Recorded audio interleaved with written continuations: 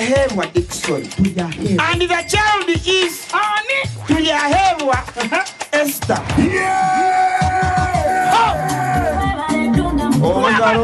Kambera gwete kwa mchisha ngo isha watu yayewa Esther wahangura school fees ngene na hateja shana amashemero bagonka MTN momo eberewo mbeni nyegasta igana kaga ni 5 sta munana 0 hash kushashuro mwana school fees tokoma nyo mchisheri zagwije wanje ninga nchaka ngwasa kuzo wawe mwebare munonga.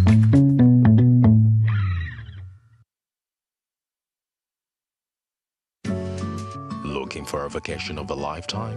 Cross the equator and discover Pineapple Bay Resort. Enjoy exceptional life's luxuries. Spend quality time with family, friends, or even that special someone. Get in touch with nature with our range of outdoor activities. The calming tranquility of water, breathtaking views, moving memories around campfires. It's all here. Plus, a club experience like no other at Pineapple Bay Clubhouse. It's a whole vibe. You can hire any of our 3 VIP cruise boats for groups of 10, 14, or 25 people. Or you can cruise out with Swipe on a luxury yacht for 12 people. Our premium boats are all safety compliant. Make your next vacay an all-round experience at Pineapple Bay, located on Bulago Island, right in the midst of Lake Victoria. Talk to us today.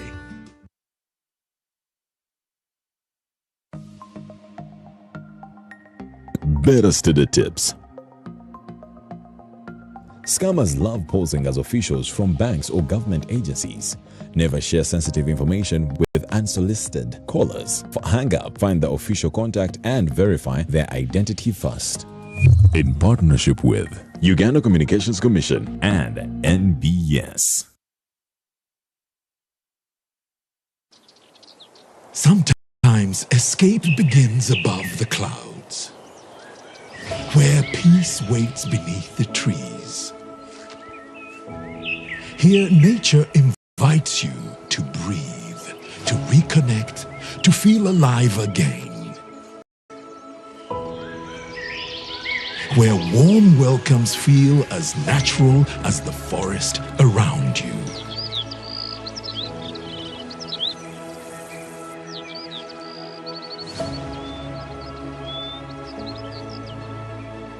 A sanctuary designed for comfort, and moments made to flow effortlessly.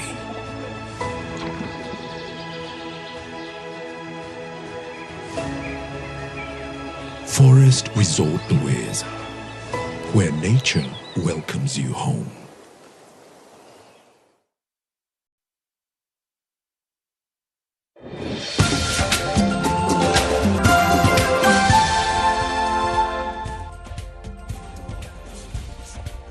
And that's all we had time for here on NBS Live at 9. Up next is the Frontline. Wow. You thought I was the one hosting the Frontline. Simon is looking at us. Simon, what's coming up? What should we expect tonight? Well, I first need to make a quick announcement. On Saturday, we'll all be cleaning. It's a very important announcement. I think it's a brilliant thing. I fully agree. Are you going to be participating? Definitely. I always clean at home, but this time... Where are you going to clean, at home or the expressway? The expressway, definitely.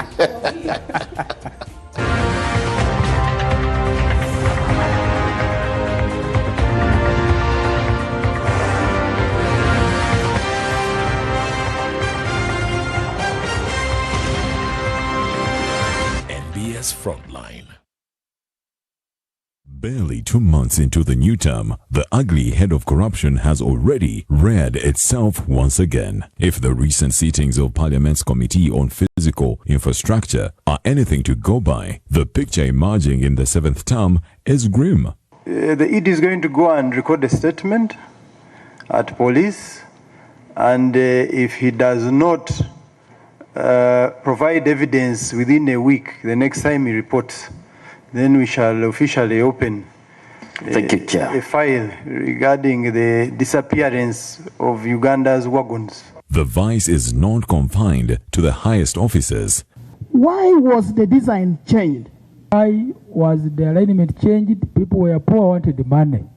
The Mpigi Expressway saga has also raised fresh questions about accountability. While the president responded by dismissing several engineers, many are asking whether firing officials alone is enough to tackle the entrenched corruption. Who are those people who caused the changes, and who are the owners of those titles? Annual reports by the Auditor General have consistently highlighted billions of shillings in irregular expenditure and supported accountability, abandoned government projects, and weakness in procurement across ministries, departments, and agencies. For the ruling National Resistance Movement, which has been in power since 1986, the renewed anti-corruption campaign presents both an opportunity and a political test. Can this latest anti-graft drive redefine the NRM's legacy? This is the Frontline.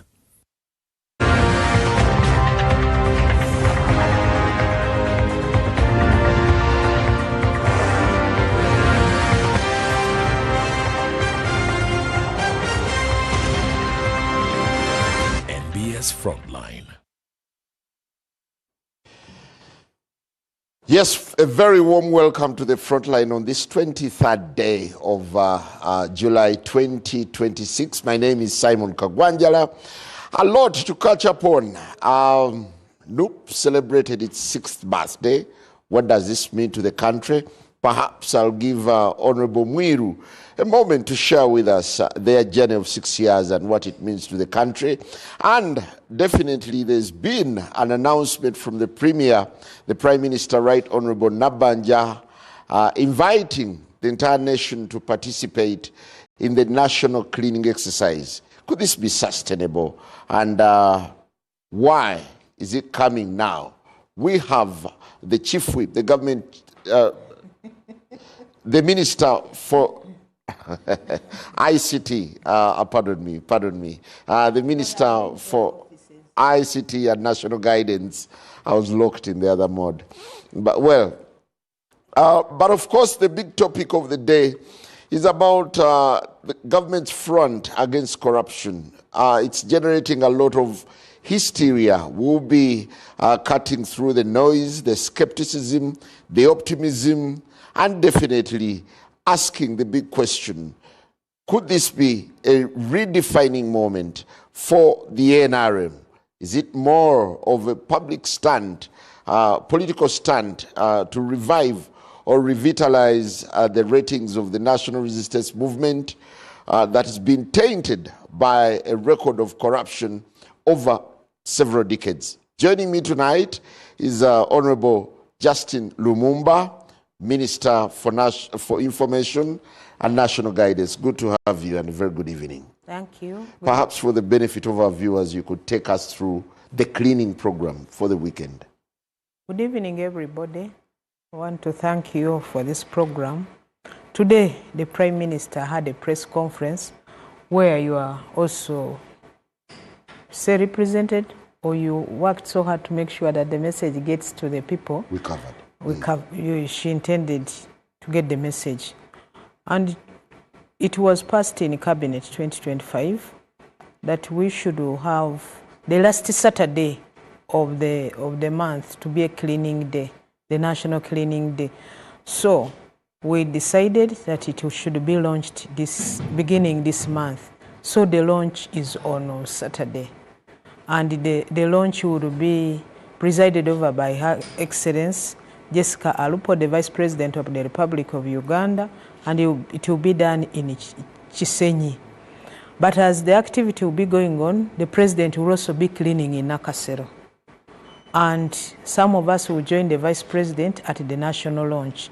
But all leaders at all levels are expected to clean. So the lead ministry is Ministry of Health to be leading us in this.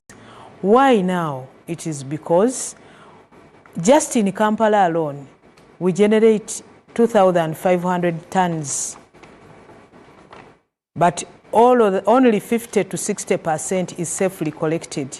So the rest is left in different places, and then this is what sometimes clogs the drainage. And that's why you see the floods in Kampala also increasing. So it is meant that we come together as leaders, as citizens, everybody in town, we must all clean. In the villages, we must clean. So the responsibility of local governments, they must now, local governments at the LC1 level, the LC1 leader has to choose what they are going to clean. Is it the school? Is it the well? Is it the borehole? Is it the stream in the community?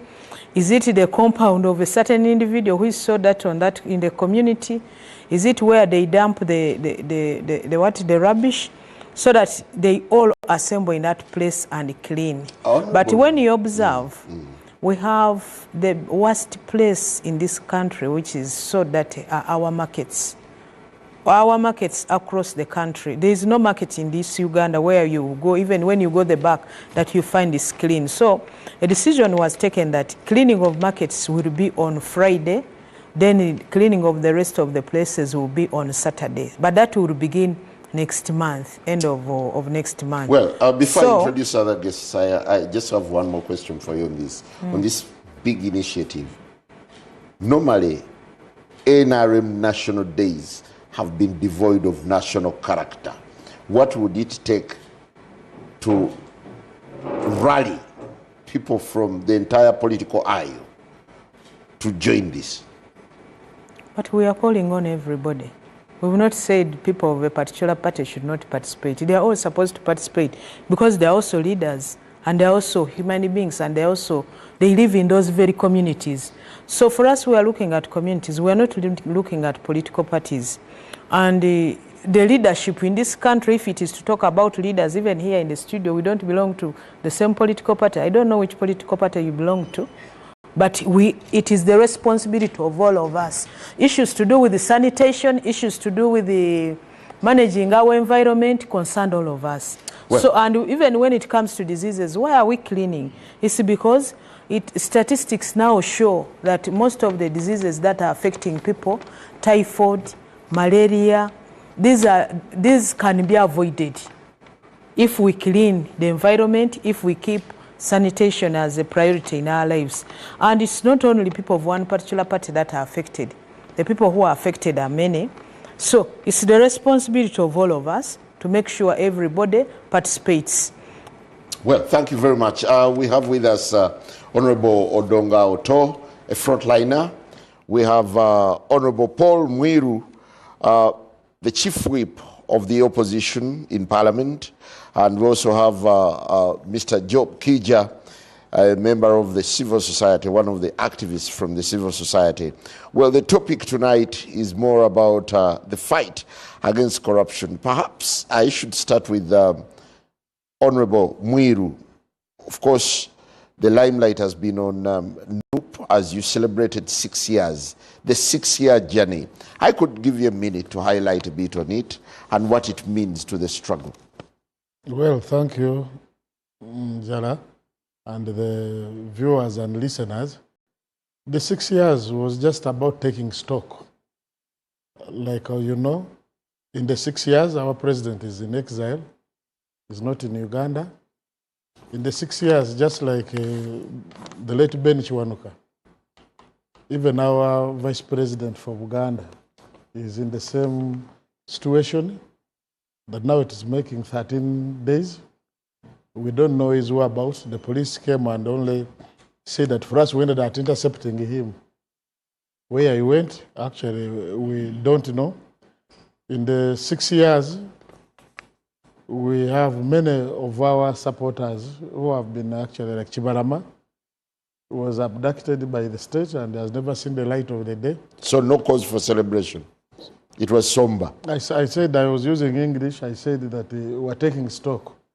There were challenges to the extent that the human rights situation, in as far as National Unity Platform is concerned, we have had turbulent times on that direction.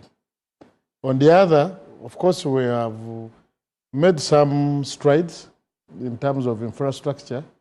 as an organization, but that's not important.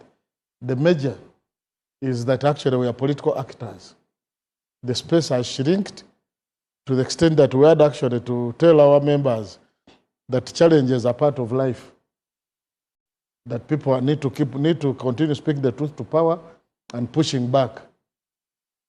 Of course, I know to you when we say that, for instance, they were political prisoners whom you know, that actually incarcerated the likes of Alex Mufumbiro, the Achireo Chivumbi, the Eddie Mutwez. Many are there to the extent that the ghost of experiment of actually haunted the judiciary again. To the extent that actually they were extending granting of a writ of habeas corpus saying, please first wait. They're waiting to hear what I think the state says. So that situation as it obtains, it does not only happen, it does not occur to National Unity Platform. We also sympathize with other sister parties like the PFF. We know Dr. Besigye and Obedu Tale are in prison. We know now my brother, Honorable Semuju, for fear of his life. You know what, when I was coming here, someone saw the post. Then he told me that, do you know where Bazuba Taringaya is? Do you know where this body was buried? Do you know where Edward Kakongi? Do you know where Benish Wanuka is? But you are going there, but please make sure you don't annoy the system. Meaning that the fear has actually engulfed with everybody.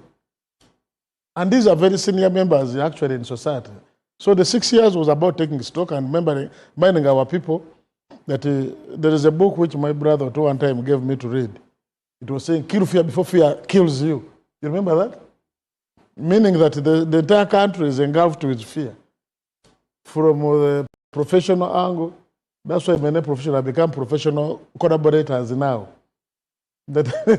Otherwise, they don't occupy their space. For instance, when we talk about human rights, the framers of the Constitution dedicated the whole chapter 4 on human rights. When you read our Constitution, it has a preamble, and it reminds us of our history, which was characterized by tyranny, turbulence, all those type of things. But now, the Constitution creates a duty on all of us to ensure that there is enjoyment of rights. But when a right is violated, people say, but Honorable Otto, you go slow. You can easily end up where Mwanga Chivumbi is. So ask now, where is Mwanga Chivumbi? Actually, I can make we have been in Parliament raising these matters.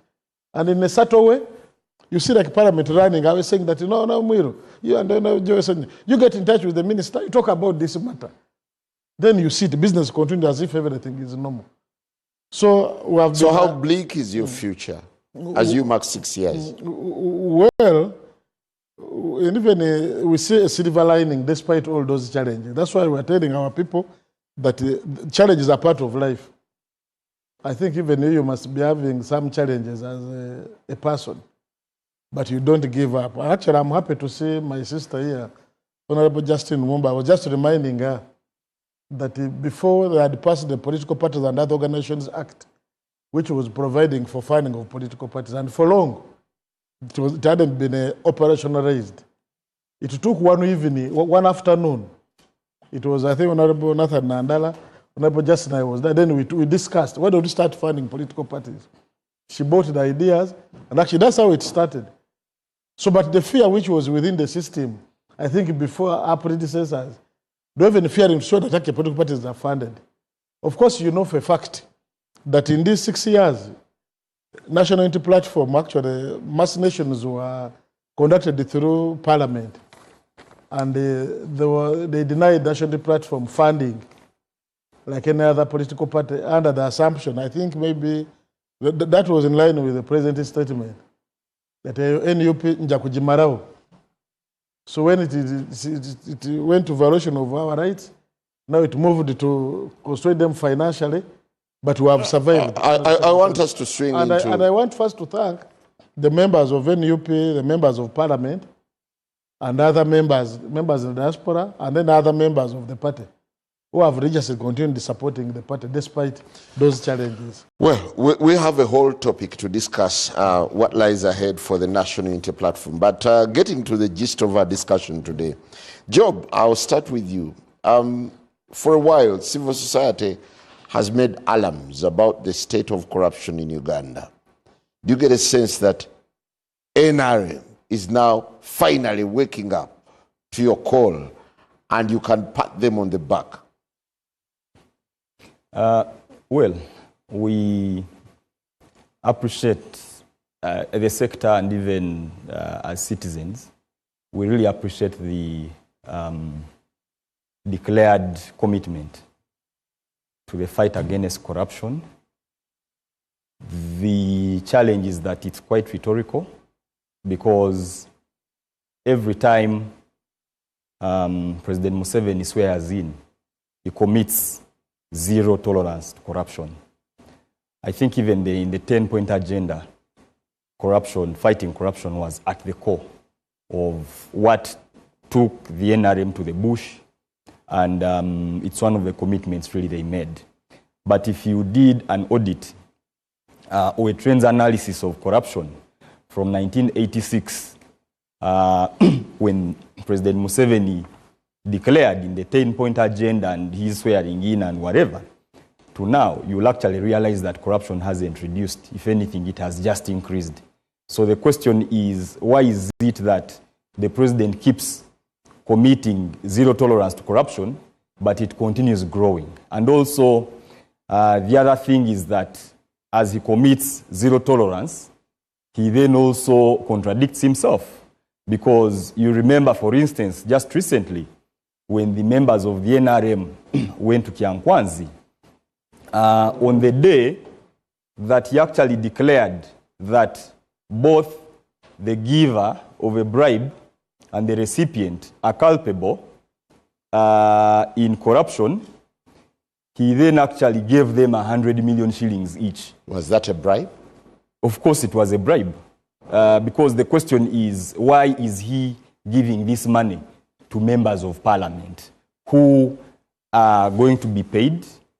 But they are paid very heavily, these people that you see here, a lot of money. Because if you do the analysis, over the next 5 years, they will receive close to 4.5 billion shillings. We did the average. There's 300 million for the cast. So if you add all that up plus rent and whatever, by the end of each month, actually, the average is 75 million shillings a member of parliament is taking. If you did the average, you sum all of it up together and you do an average. A member of parliament is taking home 75 million shillings per month. Now the question is, why would the president then go ahead and give them money? And the question is, where is this money coming from? And remember he told us that both the giver and the recipient actually are culpable in corruption. So he's telling them on the one hand that we are committing to fight corruption, don't go and get corrupted, and then he's corrupting them. So it is really such a contradiction. And I think fighting corruption really requires leadership. And the leadership must be trusted by the citizens, because actually the leadership also needs the support of the citizens in order to fight corruption. Okay, but for now, do you get it that the trust levels are rising given the new drive? I really, because what I am seeing on social media, when you talk to people out there, when you listen even on a talk show and you hear people calling in, you will hear that actually there's a lot of pessimism. Because the story of zero tolerance to corruption in Uganda is actually tired. It is just rhetorical. So Ugandans don't have confidence that actually the NRM government has the capacity to fight corruption. It is just lip service. And let me just say something. That you see, we are always told that fighting corruption is not the responsibility of just the leaders. It is not the responsibility of the president who is leading this country alone. And they say all of us actually have a responsibility to play, which actually is very true. But the challenge is that when you have citizens coming in to then expose corruption and fight it and support government fight corruption, then citizens and their organizations are victimized. As we speak, we have 10 NGOs that are closed. Why? Because they are exposing corruption in governance, in democracy, in human rights, because of an abuse of rights. Like we are seeing all these things which are ongoing, abductions, abuse of due process, the abuse of the judicial processes, all this is corruption. When you abduct somebody for a month and then you produce them later and clear them, the DPP sanctions files, there's I think a member of NUP that was abducted for about a month around elections time. He appeared and the DPP sanctioned a file of a traffic offense. So the question is, why would you disappear somebody for a month and then take them to a torture chamber and do whatever to them, and then you charge them for obstruction of traffic? Does obstruction of traffic necessitate someone to be disappeared for a month? Well, I'll certainly get back to you. Let me just say one final thing. We have a number of NGOs that have actually were at the forefront of, for instance, the March to Parliament, exposing the corruption which apparently is being dealt with now in Parliament. And right now what's happening to them, instead actually of appreciating them, they've been in and out of CID, being interrogated for all manner of things. Their accounts are frozen. They are being accused of money laundering. Some accounts actually have not even had money for over 3 years, but they are accusing them of money laundering. So really, I think if government wants citizens and citizen organizations to support it, to fight corruption, government must actually commit that indeed it is going to respect citizens' rights and their organizations. Thank you. Honorable Otto, there have been quite a number of twists and turns.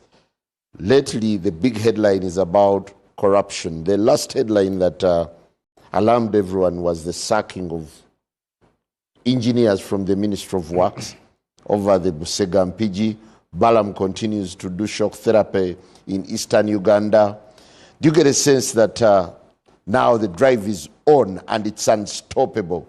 And how sustainable is it, in your opinion? You see, those of us who have been in Uganda politics for a while, we know there are 3 levels of corruption. There is this one of looking for the chicken thief. You send a whole 9-9 with police full on top, with tear gas carnicas, and you arrest this chicken thief. That is what Balam is doing. He's doing a very good thing.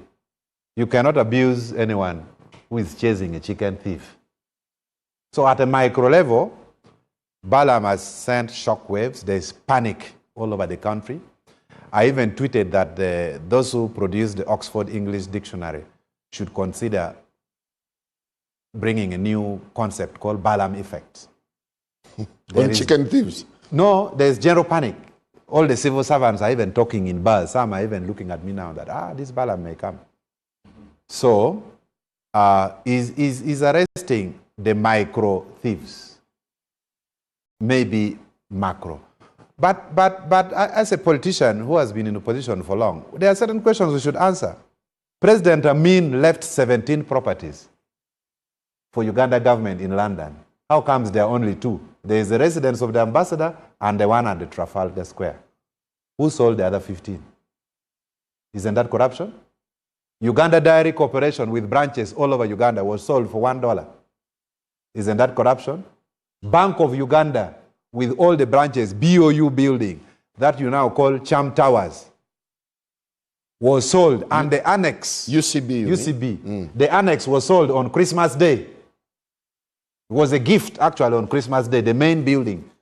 So Atiak Sugar, you have given Atiak Sugar in the north 700 billion shillings. We don't even have 1 spoon of sugar. Presidential Banana Initiative in Mbarara. This year we are giving them 15 billion shillings to improve the varieties of bananas. By now we expected to see bananas in sackets, not being brought in lorries. All those Lubawa Hospital, we have put 1.4 trillion shillings of taxpayers' money. The whole Committee of Parliament, Honorable Mwiru, Parliament did not advise that government should inject money in Lubawa Hospital. I'm glad it is picking up. But 1.4 trillion shillings. So this corruption initiative is just what my late father used to tell me, that it is a bad eyes law. You know, it's a cobweb law. When you put a cobweb, it is only the flies that will get stuck. But the birds will just come and pass through. So Lumumba, Justine, near me here, my good friend, you are not scared of Balam. You are in a different league. They are in a different league. It is the people down there who are saying Balam may be coming. None of the ministers is scared of Balam. Oh, someone has used a bridge for 1.5 billion. It's okay.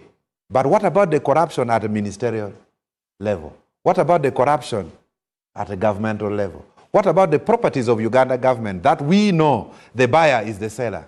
Mwiru, you know these things. There is a whole committee of parliament chaired by Honorable Okumurigan that tried to find out who are the shareholders of Uganda Property Holdings Limited. Uganda Property Holdings Limited is a company that manages all our properties abroad. In UK, in Netherlands, I even went to the other one in Belgium, in Nigeria, Transocean Land, in Tanzania, in Dar es Salaam, in Mombasa.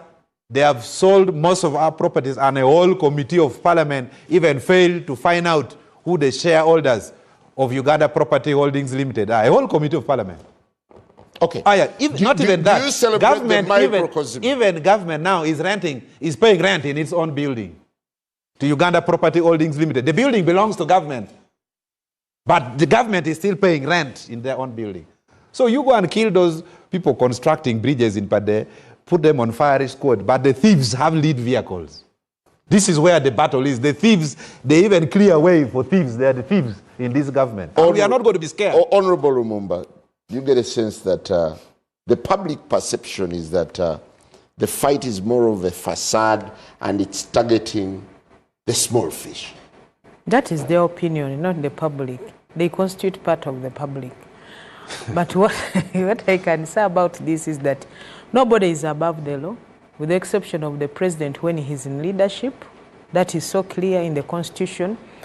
And my colleagues who are talking here, the beauty of it is that they have also ever held responsibility, where they were given responsibility, facilitated by taxpayers, being paid tax salaries to fight corruption, to be part of the systems to fight corruption. Because when we look at it is Parliament that approves the budget, and it's the responsibility of Parliament to oversee the work that is implemented by the executive.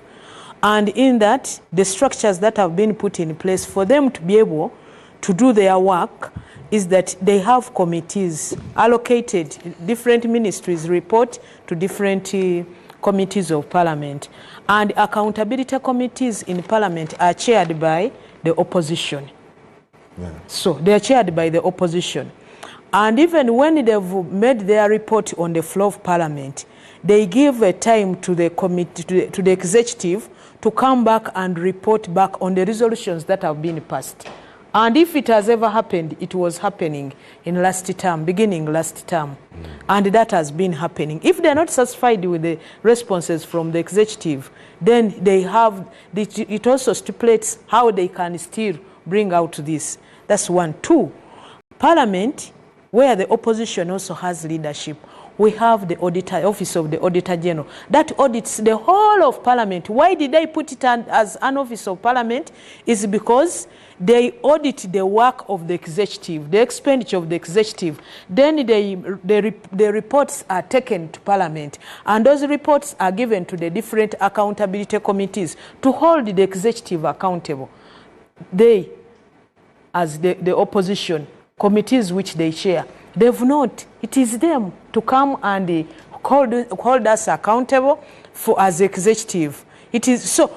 You cannot sit here and talk like you are not part of the system. You have been, or you are still part of the system, and that is one part. The second part is that when we are getting loans, we still go back to Parliament. And we account for what has been done with the previous loan, especially in that sector, and what this money is going to do, with even time frames and what not, even the conditions are part of that. It is the responsibility of the Parliament to really say if this is out of if this is not, this is what it shouldn't be, or they feel that should not be.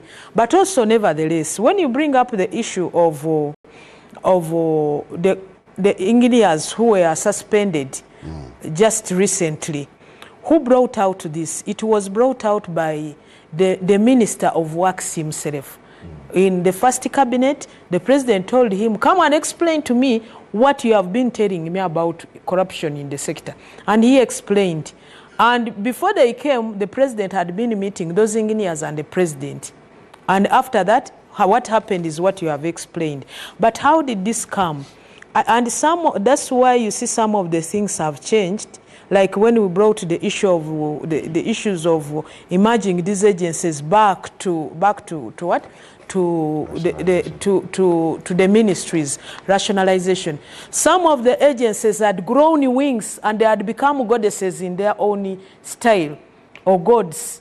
You find an agency under a ministry and they had forgotten that the minister is the supervisor and the PS is the technical supervisor, and they had become so many. And they were making mistakes without anybody checking. An agency would leave and got finance. And finance takes a decision even to fund them without consulting the minister or the PS. So rationalization also came up to solve such problems. Let me give an example. You see the road of the Busega Road, the Kampala-Busega Road that they talk about. It started at around 580 billion. We were supposed now to compensate people along the way, to expand that road. Then the technical people came up and said, you know, when we take it to the, when we now work on the main road and expand, it will require us more 280 billion for us to compensate people. Then they said, no, let's now change. And they were doing this as technical people without even reporting to the head of the institution. I mean the head of the sector, the head of the ministry. Then they said, let's divert and pass this side. And then the technical people went and bought land along that side where they were diverting the road. When they got there, they said, now, it seems this way is very expensive. Themselves, let's pass this side. When they took it on the side of now where there is even a swamp, they even went and bought land and put up a factory so that the road comes to pass in the factory, and then the factory owner was the one to decide how much should be compensated. So when the government valuer now tried to, did his work, rejected the value attached to the property by the government valuer. I'm going to wait. I'm explaining because it was government that discovered it. So now, what was supposed to be the 580 billion road came to 1.2 trillion. And I'm happy when I saw today in Parliament the Committee of Physical Infrastructure taking on the Ministry of Works on this. These are the things, these efforts to fight corruption is in all sides. It's not only that it has to be government side. Opposition has the responsibility, the public has the responsibility to fight. When Honorable Otto talks about going for chicken thieves because he's looking at local governments, remember most of the programs are implemented in local governments. It's in local governments where we domicile all of these projects. Yeah, but Honorable Lumumba, I find it quite weird that engineers had the latitude to do all they were doing without the supervision, without the intelligence of the state, who lowered the guard in this case. And besides, you seem to be doing a lot of chest thumping that it's government that is waking up to this. Do you realize that for a while, civil society has been exposing all these flaws, and as a reward, you've been arresting and humiliating them? I don't want you to think that I'm thirst-stamping. I'm giving information. And I think that's why you called me here, so that I can tell you where government has been able to, what government has been able to do, where we can say, yes, we did it, and even where we have shortcomings. I thought that is why I'm here. So if I'm explaining, I've explained one. But if you give me time, I can even explain more. So let me give you, so when Honorable Otto talks of going for local government is like going for chicken thieves, that's where the implementation of government programs are going on. All of that they were checking, what you have seen the Minister of Local Government doing and the Minister of State doing, is not only for projects that have been implemented by local government. Some of the projects have been implemented by central government. Yeah, they would come back and write a report. Look at which report they would have to this far. This project we saw was good under your sector, ICT as a minister. This one was not done well. You as a minister take it up. And also secondly, before these people move there, what you are calling intelligence, there is already information about those projects. Because now you don't, why does he pass others and go for others? It's because they have information that this project, this and this happened. This didn't go on well. This school, they are ghost children. This school, they are ghost teachers. This school, they are ghost this. So he's going, and that's why when they are moving, by the way, if you are not aware, they are moving with people from those, the State House Anti-Corruption. They are moving with some people from the IGG's office. They are moving people with people from CID. But some of the information they have, some of them they don't have. Arrangement? It is not, there is no need for more approval. When the president was taking oath on the 12th of May, taking oath, he gave 2 directives, clear, which everybody is supposed to take on. One was no sleep, Chisanja no sleep. So that means we must maximize time.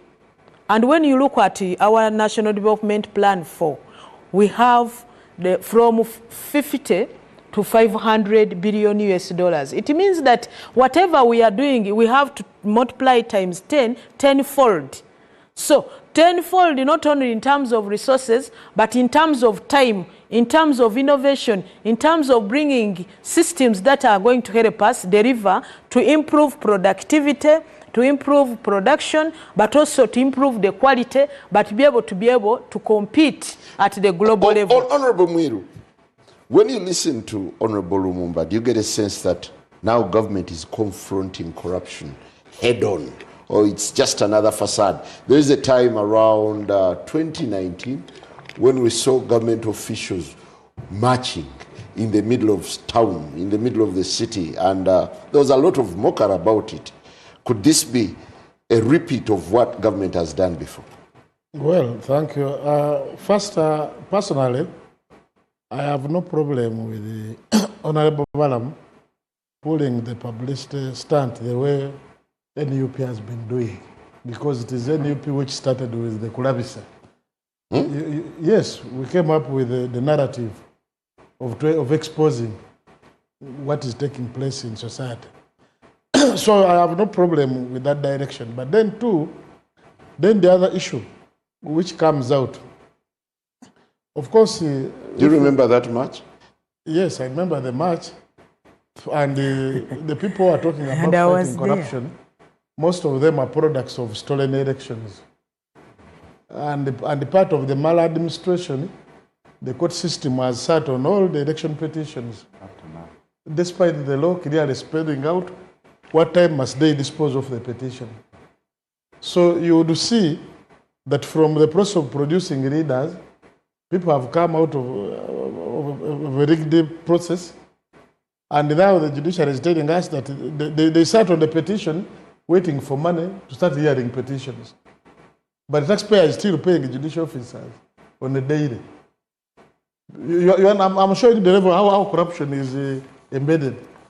So you would look at that as maladministration. The point I'm making actually, before I respond to what my sister Honorable Lumumba was talking about, that again the biggest problem in the country is not even about the corruption. It is about the maladministration. Those who are supposed to be fighting corruption and covering corruption than revealing it. I think I should make that very clear.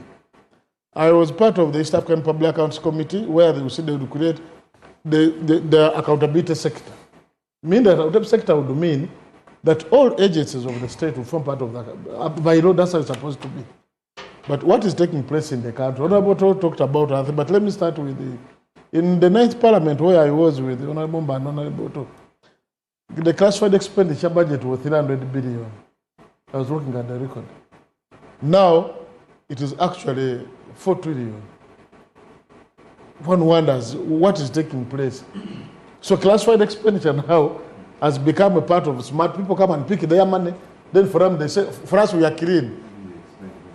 Classified expenditure is where people spend without actually, not everybody, accounting. They will account, the law provides for a small committee of the speaker, the chairman park, the finance, like few people to look at those classified expenditure, which they don't even normally They have not been actually paying attention to them.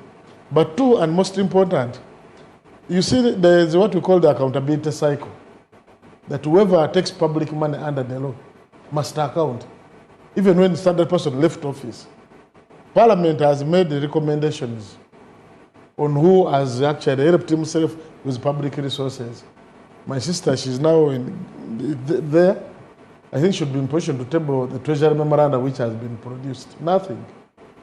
In the last Parliament, even when reports were produced, they denied the committee's space to go and present on the other paper. Okay. Do you celebrate the efforts that have so far manifested? No, to me, the publicity stand is not going to bring anything, despite the fact I have no problem with it, because this is what we have been doing.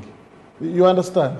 What maybe we need to address ourselves as leaders, if I'm to borrow what I think it's cruel to describe what it we are as a saying, publicity stand. does this system work for us? The law the way it is. Because what people want to see, that you see if money was stolen, money has been expended. Because for instance, like assuming if the minister goes somewhere and looks at the building, does he have the BOQ? you understand? To know, like, let's say maybe this one has, you see, now that's why we go for the value for money audits. I will give an example. When they were constructing, I think my colleagues here will remember the Njala Central Market. We kept on shouting that the one floor is missing. Then when we kept on shouting, then the data told us that, the cost of construction went up, then we have to forego a whole floor. You understand? But if you got the BOQ, it is very different. So we want to see, in my view, take an example of the budgeting process. They normally bring a budget and say this year's budget is going to be 80 trillion. Very well knowing that actually it won't be for 80 trillion. They build in like the 3, 4, 5 trillion to go and access money in the 3%, which the law allows them to spend before Parliament approves. You understand? Most of the scandals we have is that money which is cleared the 3%. Okay, I want to take something from you. The point is, this is more of a public stunt, in your opinion. To me, it is, whereas I have no problem with what he's doing, because it is what we have been doing. We need to structure. I need to get an undertaking from my sister, Honorable Lumumba, that now, from today, I'm going to get in touch with the Minister of Finance. We're going to come up with Treasury memorandum to show action taken on most of these officers, because most of these corruption issues are very recurrent. Take an example of Uruguay. I was in Parliament. I think that in that Parliament, we clearly told, even after passing the loan, forcefully the way it was, the person they were giving the money don't even have money to pay stamp duty to get the money.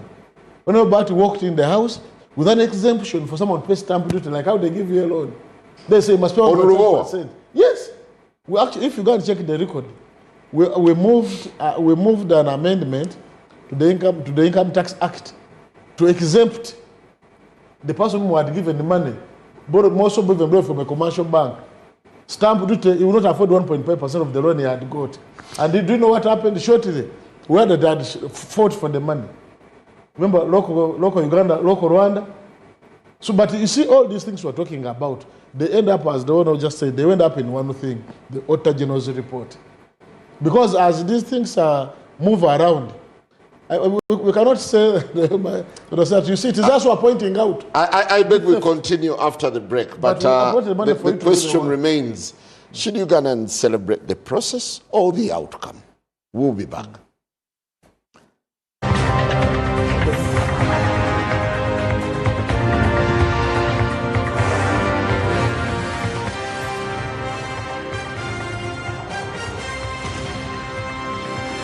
NBS Frontline.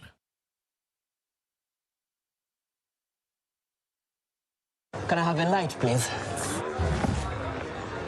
What is this? Kasule light, the best testing light. Try it. Try it, try it, try it. Da, da, da, da.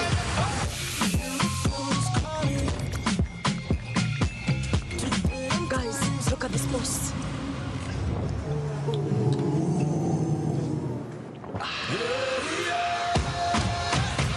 Nothing hits like extra cold. Kasule Light. Try it. The problem is the foundation. You know the kind of cement I'm using in this foundation? I guarantee you even my grandchildren will come and find this house. You buy your buy today and get the job done. Strong, reliable, available at hardware shops countrywide.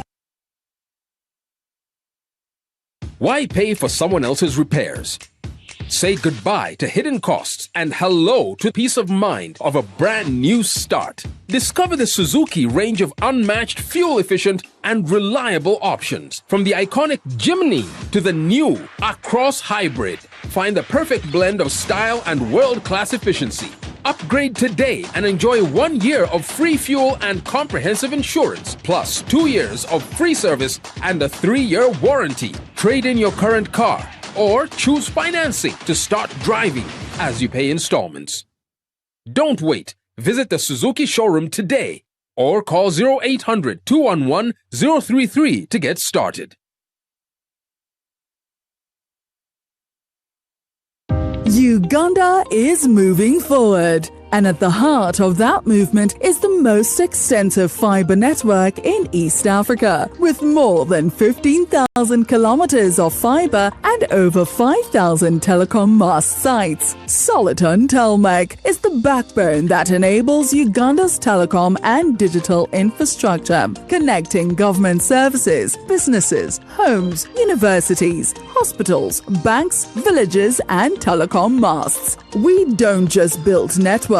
We maintain and commercialize critical infrastructure that supports national development. East Africa's leading fiber company, connecting Uganda with the most capacity. Soliton Telmec, building networks for life.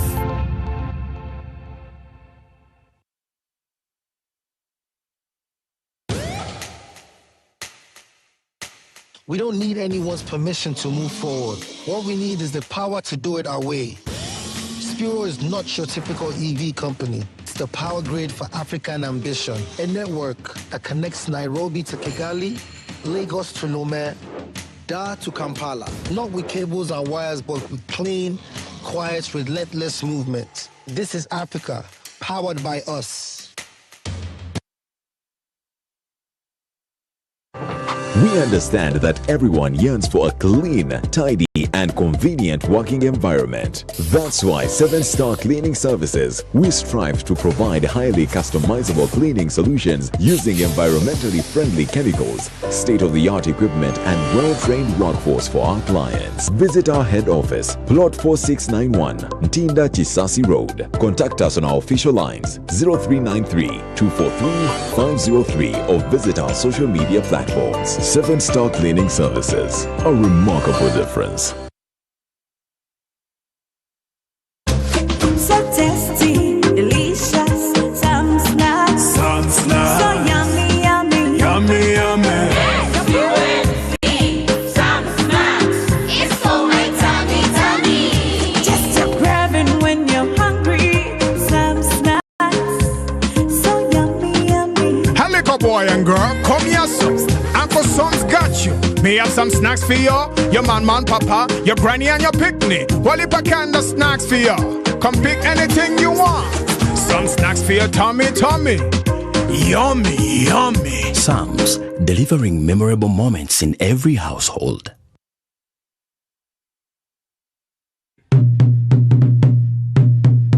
This is not just a run. This is a movement with purpose. Join us on 30th August 2026 at Kololo Ceremonial Grounds for the Cancer Run 2026. Starting at 6 a.m. Also taking place simultaneously in other districts across Uganda for the completion of the One-Stop Cancer Center at Nsambia Hospital. Registration is only 30,000 Ugandan shillings online using Gonza Pay. Gates are available at all Centenary Bank branches, Capital Shoppers outlets, Bread House branches, the Cancer Run office on Zimwa Road Muyenga, the Rotary Uganda office at Nick Building, and Rotary clubs across the country. The Rotary Cancer Run 2026 is organized in partnership with the Parliament of Uganda, Centenary Bank, Crystal Water, and Next Media Group.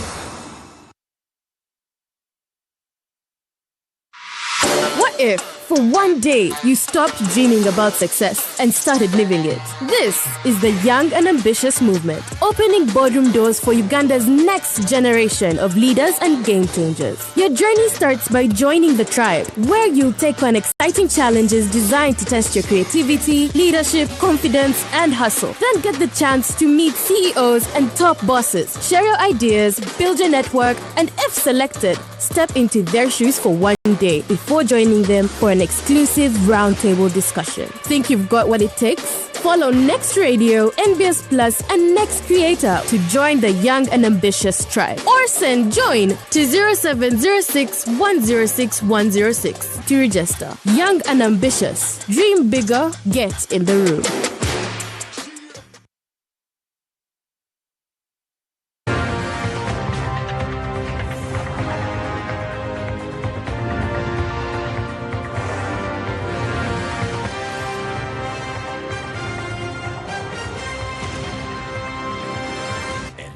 Frontline.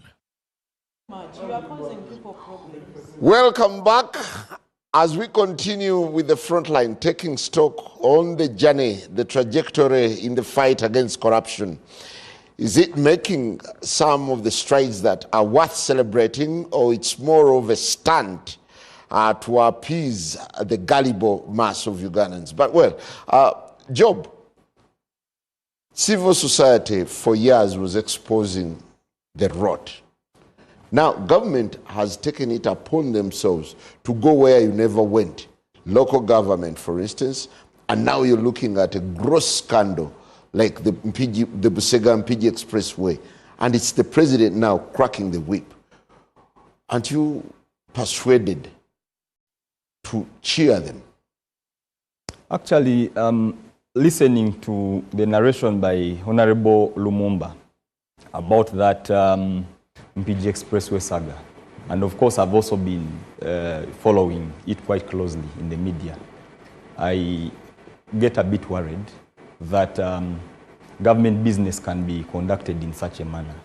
And you see, this really, it's not unique to that, because to that particular case, that you can grow a budget from 580 billion, she said, to more than twice. And the president has a robust intelligence apparatus, and he's not able to detect this. And the budget keeps shifting, and this is not detected. I think for me is an indictment on government. We can't even, if we even come and tell that story, we should actually be embarrassed that a Minister of Information can actually come on this platform and even tell that story as is. This is not unique to that, because you know the budget these days is rewritten through supplementary budgets. And you can just get this incident and import it to Parliament and see how supplementaries have been passed. By the time the financial year ends, actually I think in this particular Parliament, the last Parliament, they passed a supplementary, I think it was 2 weeks to the end of the financial year. So all this really, for me, is corruption. Now, when you go back to the local governments, civil society has actually been playing a phenomenal role in terms of exposing corruption in local governments. Actually, you will find that in a number of these locations, civil society is even more victimized by the local governments, sometimes even in connivance, unfortunately, with the resident district commissioners. They are, in a way, enemies, because these people, I remember, I think it was somewhere in Lango sub-region. There's a gentleman called, we call him Superman. He's a civil society leader. He was even shot at because of exposing corruption in local government. So this has actually been ongoing, and I think really the little that you are seeing even there that is being saved can be attributed really to civil society. I remember there had been a platform which had been formed, facilitated by Accord. At that time I was at the NGO Forum, and I was also part of it, which was called the National NALCA. I think it was National Local Governments Association, something like that.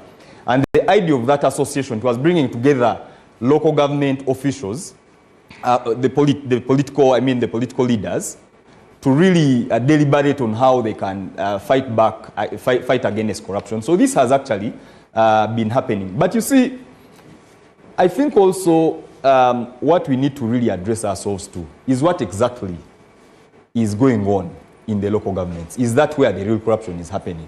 If you look at the national budget, I think in this year, local governments are going to be receiving about 8 trillion shillings, okay? Or they have received the total, of which about 80% of that actually is in recurrent expenditure.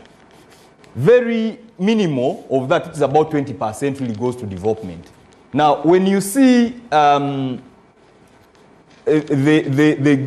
local government minister and whatever going to the local governments and then blowing it up as if that is where the rot is, I think it is misleading. If we are to fight corruption, we need actually to go where exactly corruption is happening. Okay, let's start with the premise, with the notion that it's self-cleansing within government.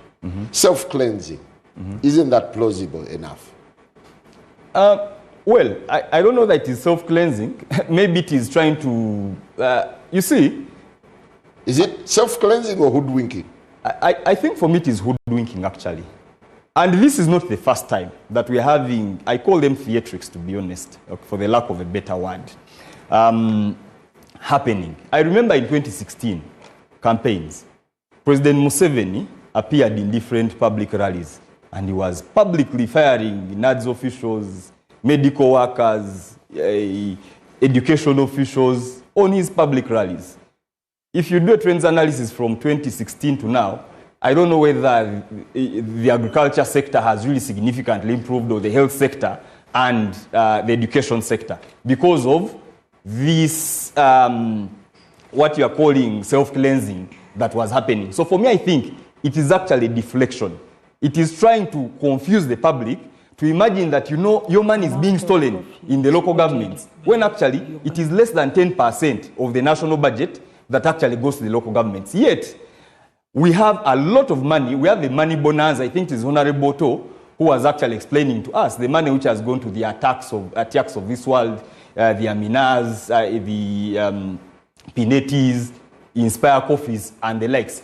And you see, I really look forward to a time when, I don't know which ministry would be responsible for that. Is it science and innovation?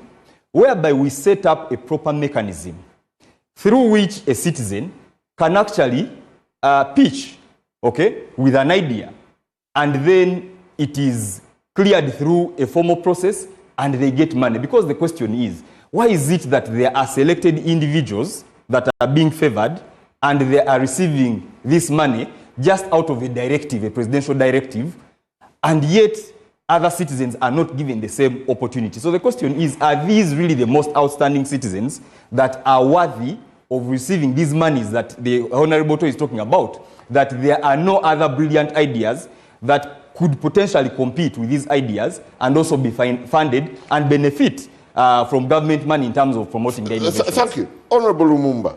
Yes, please. In 2019, you participated in that very famous walk. Yes. What was the outcome? One, within the government, we improved the law. Because during that discussion, we realized that we needed to improve the law to do with corruption. And we've gone on improving. And that is also when the decision was taken to bring in, apart from having the law on paper and practicing it, to bring in technology that helps to solve the issue of corruption or mitigate.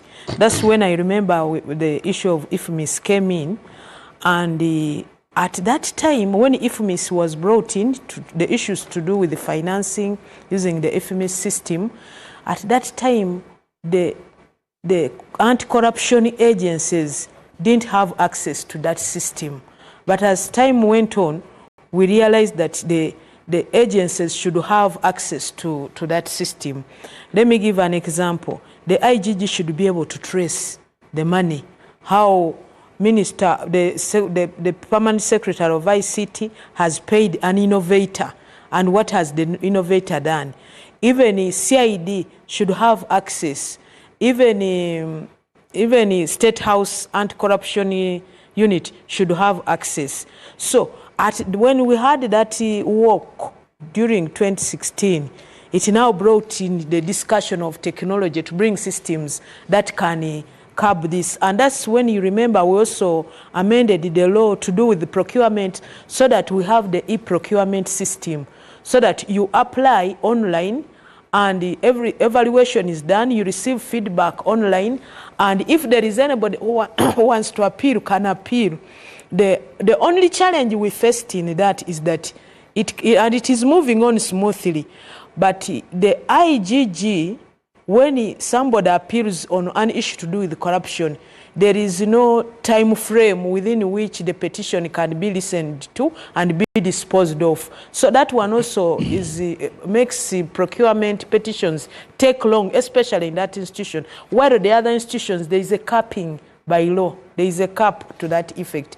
Then it was also during that time that during the work that government took a decision to also change the law to take on e-procurement, but also to change to make sure we have all of these systems that were coming in the government to be centralized. And now they are centralized under the Ministry of ICT. And when were the iron sheets out of now you're asking about now you're bringing iron sheets. Yes. Can you allow me complete the other sentence? Okay. Now, out of the about 800 systems that are within the government, the ICT systems. Now, about 380 have been centralized under government, so that is meant to help us to have the register, so that nobody goes out to procure a system that already exists in the government to avoid duplication, because that is also another corruption that we used to have. That we used to have. So. It is by NITAU. And who is the provider for NITAU? So, NITAU is managed by our government, the team at NITAU. So, now when you talk of, now that is also another area that we looked at as government, and so there was duplication. There was duplication. I said the work started the discussion to use IT to fight corruption. So I'm now explaining what happened then after. So now now there is no system that government can approve until the Ministry of ICT has checked it and even has accepted that we don't have such a system in government.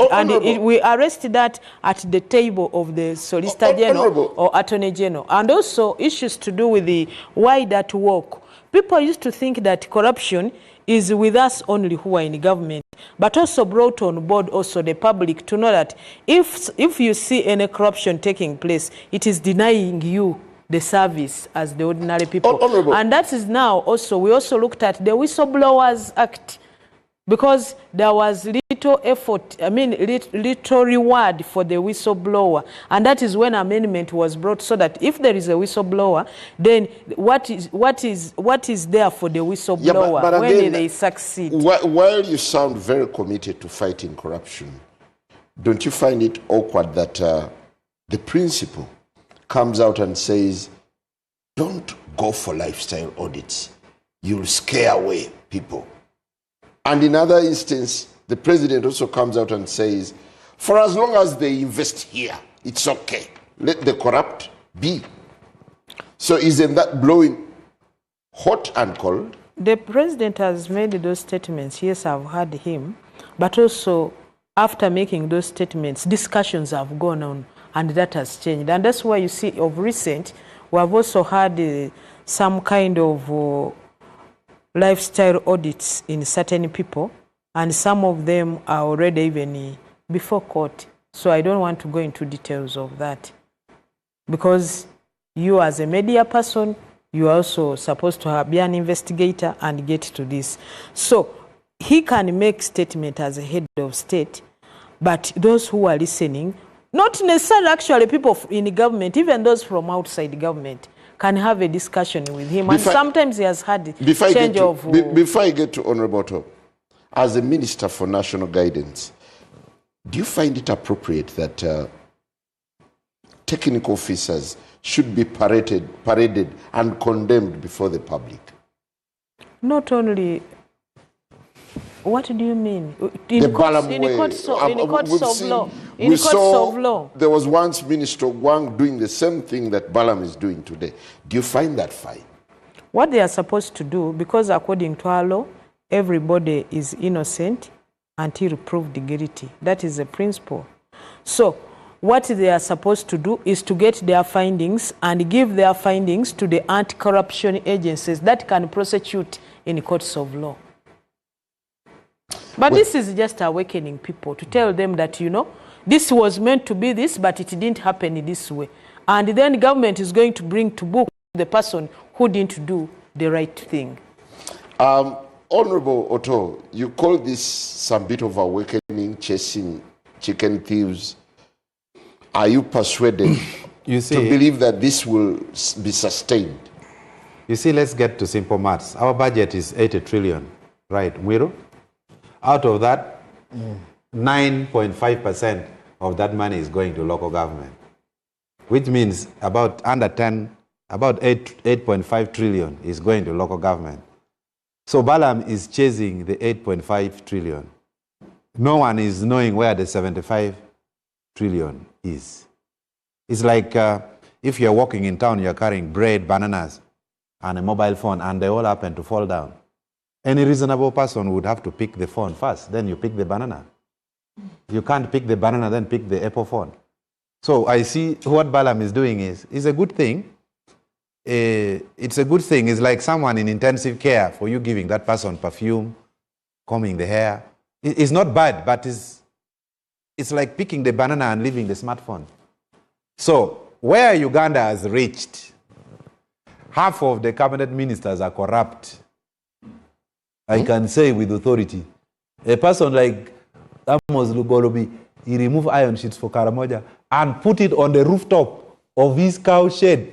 In law, that one we call it strict liability offense. Everyone sees the iron sheet in the rooftop of the cow. He was cleared, so you can't. Cleared? Who cleared? You can't publicly accuse him. He was actually cleared by court. Yeah, now you see, I'm even coming there. So all the institutions to fight government have been compromised. We have courts of law.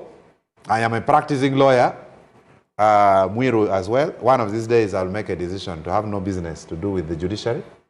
I have gone to court myself to apply for bail. In one court, they even adjourned court, and the presiding officer called me in chambers that here bail, we do it for 3 million. I said, no, but this client has not even paid me that if you don't want to give the 3 million, we are going to give bail cash 4 million. But if you give me the 3 million, we shall give non-cash bail for 0 shillings. So the institutions that Uganda should rely on, like the judiciary, is compromised deeply. The DPP, the Director of Public Prosecution, in every district, you have resident state attorneys. I don't want to mention a district. I was invited by a client. They were charged aggravated assault.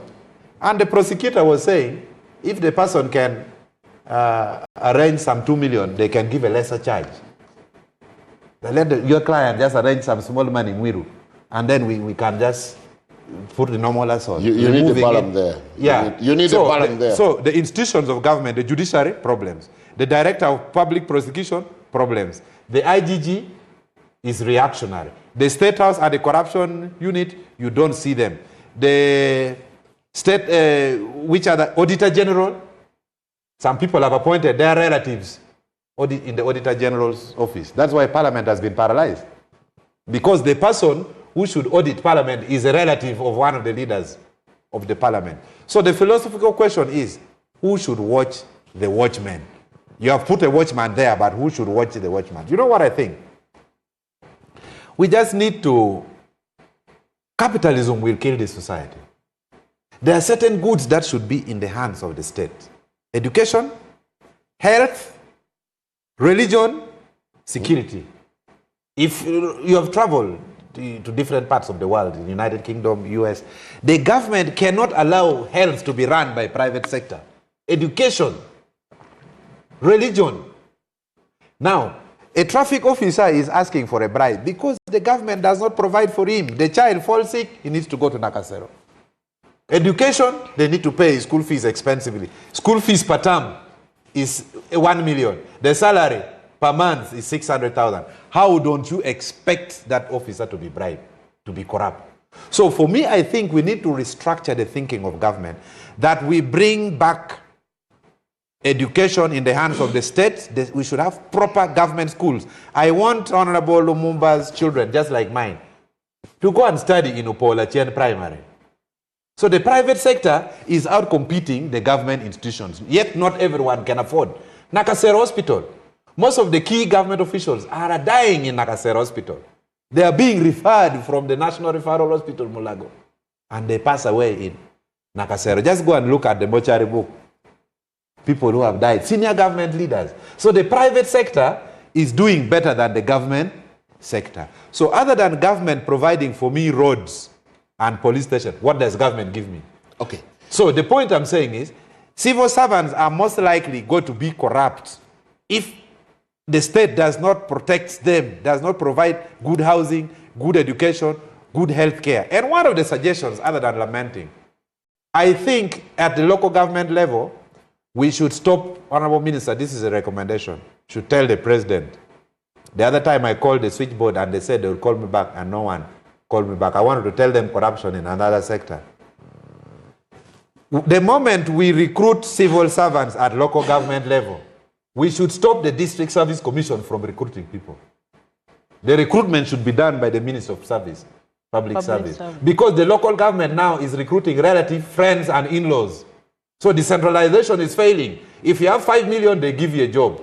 You have a cow, they give you a job. So we need to centralize recruitment of all local government workers so that the Ministry of Public Service recruits them and then the deployment is subsequent. I want to get to Honorable Mwiru. Yeah. A specific case now that is headlining is about the Busega Mpigi Expressway. Engineers have been sacked. I believe you've taken keen interest in the proceedings in Parliament. The expose, how they're exposing the road, and how Biamukama, the minister now, is taking the flowers. Do you think it's getting to the heart of the problem? Well, to start with, you know what we also need to distinguish clearly, that now there is the ministry after the nationalization, but UNRWA was a standalone. It was a vote, and it would actually account. They would even pay. Maybe what we need actually to understand that was a road which had designs for which we even were borrowing. Maybe the question would put to all of us, what were we borrowing for? Where was the other money supposed to come from? Because we started on the project. And we all know that once a contractor assembles and goes on site, once you hand off a site, even if it's not working, it charges you. Because you even realize that some of the costs, it was because the contractor had been handed over the site, he was on the site, then they had to do change of designs, so he would wait and fame is paid, because it's within the contract.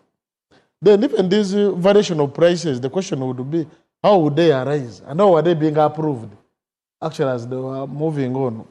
But to me, you know, when corruption becomes an ideology of a system, because it has held the current system for so long, to the extent that now the fear that everybody thinks, someone over say, but people have stolen the government money, but the money does not get finished.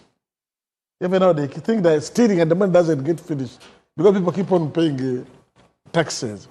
So for me, what I believe that we need to try first to find out, how was that money?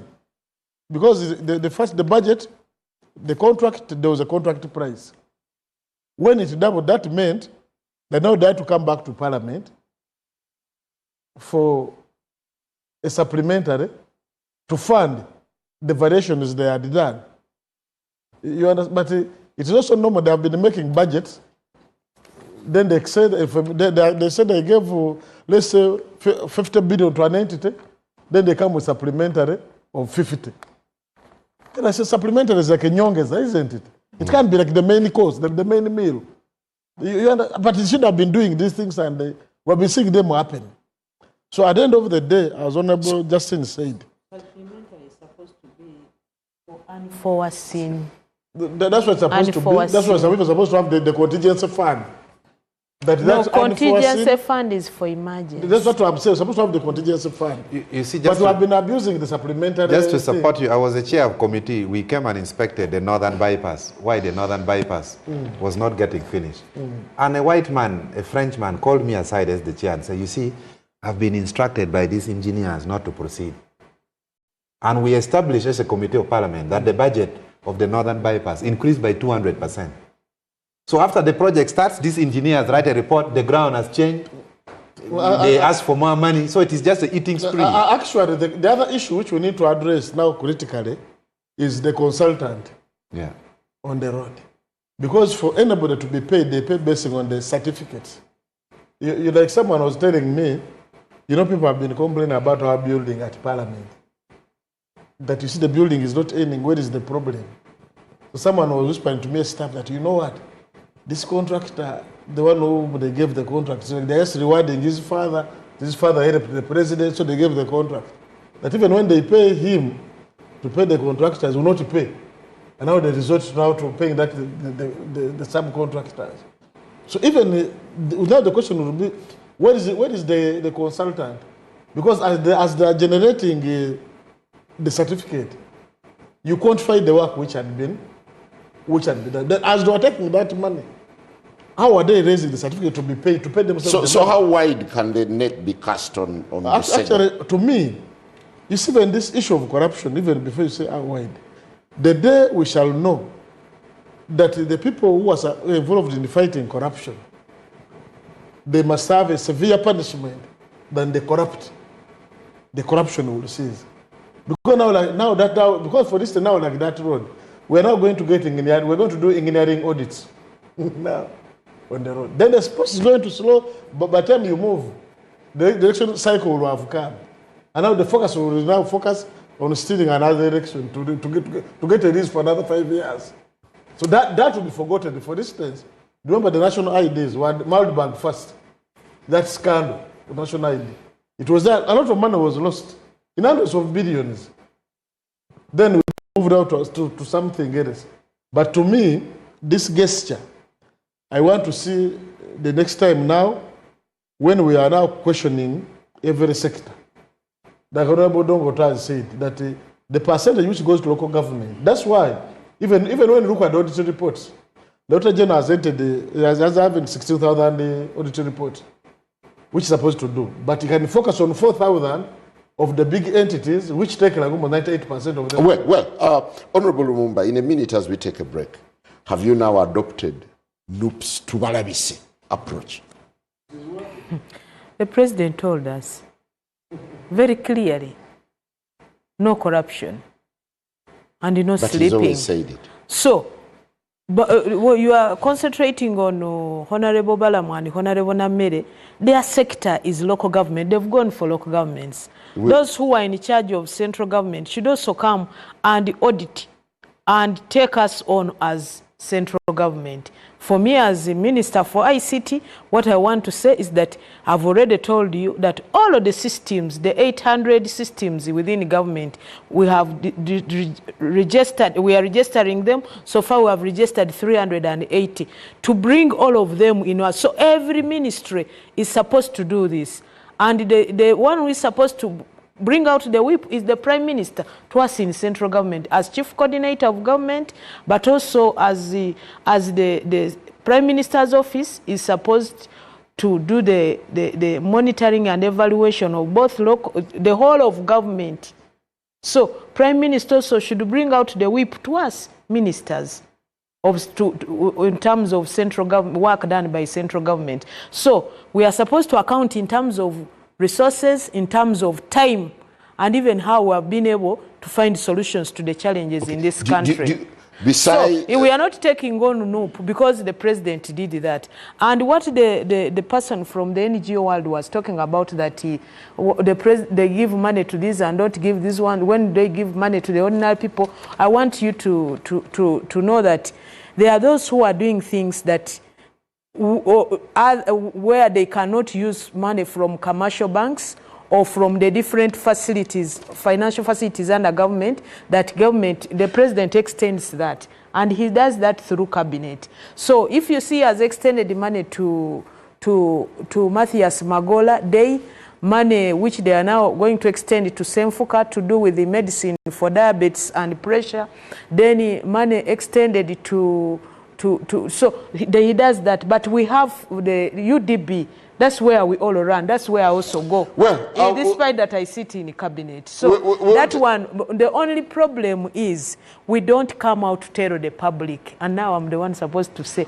We have now to share that information to the public so that people know that for those who are under PDM, yes, the 100 million is coming for those under subsistence. But for those the women who are doing business, go for the grow. We who have land, go for the agricultural credit facility under Bank of Uganda. Those of us who have big projects, go to UDB. We need to come out and explain. We come and explain. You know, grow is already in scandal. Tell me, I don't know.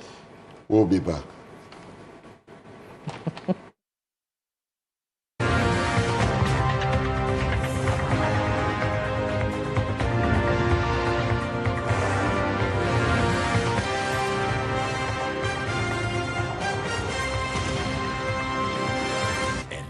Frontline.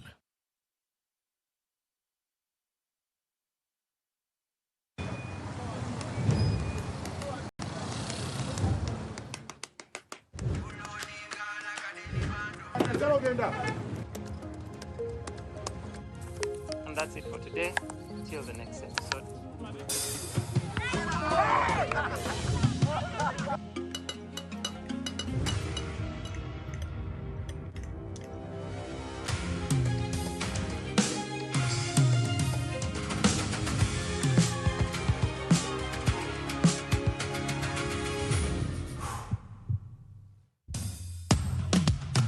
Odonga like a daily bando, like a daily bando, like a daily bando.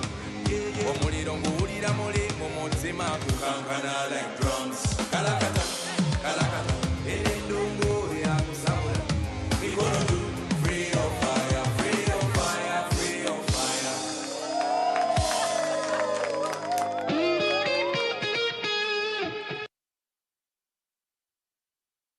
God is confounding the wisdom of the wise.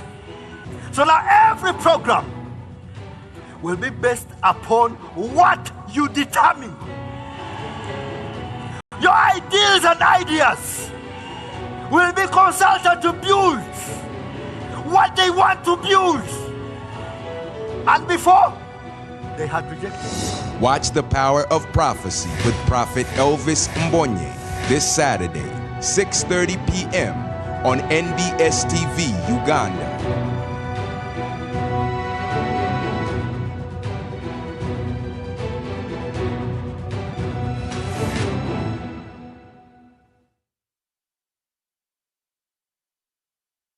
The National Mosquito Net Distribution Campaign is back. No one should die of malaria in this era. It is your responsibility to chase malaria from your home. The good news is that the government of Uganda has once again started distribution of mosquito nets under the 5th Universal Coverage Campaign, also known as the Under the Net campaign. Under this exercise, 1 mosquito net will be distributed per 2 people in every household. A village health team member, a community health extension worker, also known as a CHU, and the LC1 chairperson will move house to house to register members of the household in preparation for receiving their mosquito nets. Do not lie back. Ensure that you register all your household members to receive a mosquito net. On the distribution date, move to your distribution point and receive your net. Mosquito nets protect you and your family members from infectious mosquito bites that lead to malaria. Ensure that you receive the net, hang the net, and sleep under the net every night.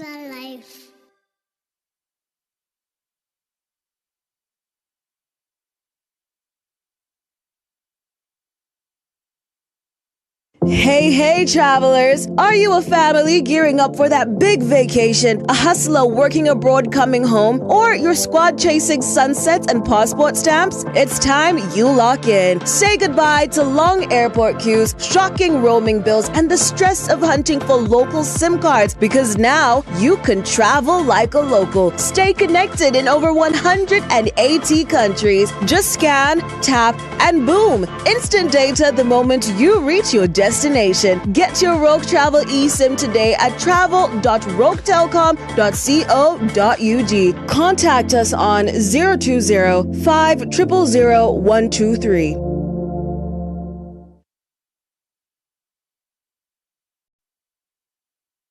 The Miss Uganda 2026 journey to the crown is calling. Are you confident, intelligent, ambitious, and ready to represent the Pearl of Africa? Register now. Log on to MissUganda.org. Celebrating 15 years of true Ugandan beauty. Follow the search on StarTimes Makula Chika starting 31st of July, every Friday to Sunday at 8 p.m. Sponsored by partner sponsors V&A Sherry, Vaseline, U-Home, 7 Days International, Evervest Malt, and the lead sponsor, Opain Uganda. Alcohol is not for sale to persons under the age of 18. Please drink responsibly.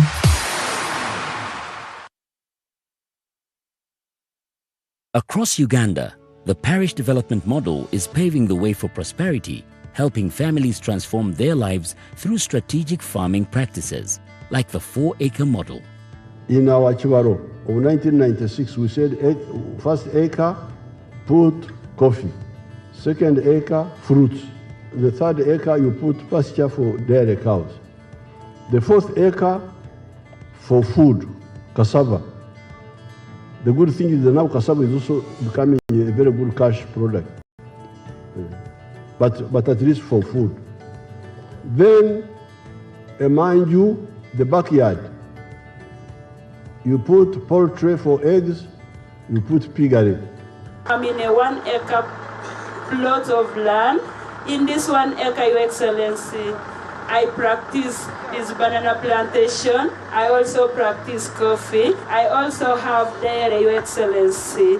Every month, Your Excellency, I get 500,000 from these bunches. The 7 activities we recommended, they have a big global demand. We have 10,000 Nile tilapia fish and 10,000 African catfish. And when we sell our 10,000 tilapia, we get in one harvest 20 million shillings. Fruits, especially capsule, which is cold, can do very high value crops like apples. And then finally, those who are near the wetlands, like the ones in Bukit who are wasting the wetlands, they should do fish farming, not in the center of the swamp, but at the edge of the swamp. From coffee farms to fish ponds, the 4-acre model is empowering Ugandans to transform their lives. The parish development model is your pathway to wealth creation. This message is brought to you by the Ministry of ICT and National Guidance.